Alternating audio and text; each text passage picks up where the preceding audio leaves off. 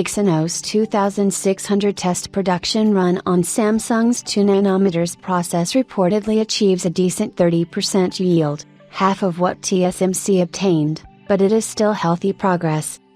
Samsung was reported to be working on a new Exynos chipset codenamed Ulysses that would leverage the company's 2nm technology. At the time, TSMC had achieved a new milestone with its own 2nm process, obtaining a 60% yield during its trial production run, meaning that the Korean foundry needed to move expeditiously to ensure that its cutting-edge nodes maintained some kind of pace with its competitor.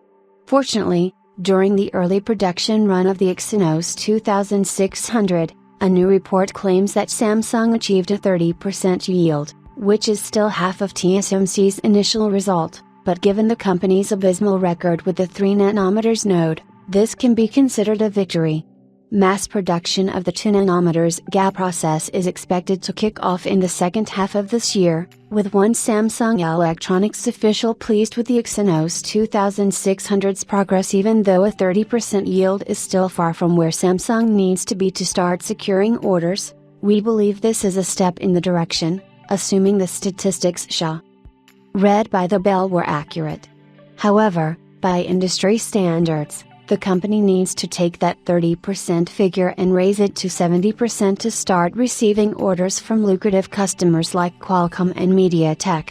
Sadly, Samsung lost out on Snapdragon 8 Elite Gen 2 orders as the latter will reportedly be mass-produced on TSMC's 3nm and 3P process only. Still, looking at the recent yields during the trial production run of the Exynos 2600, Samsung has bought itself a lifeline.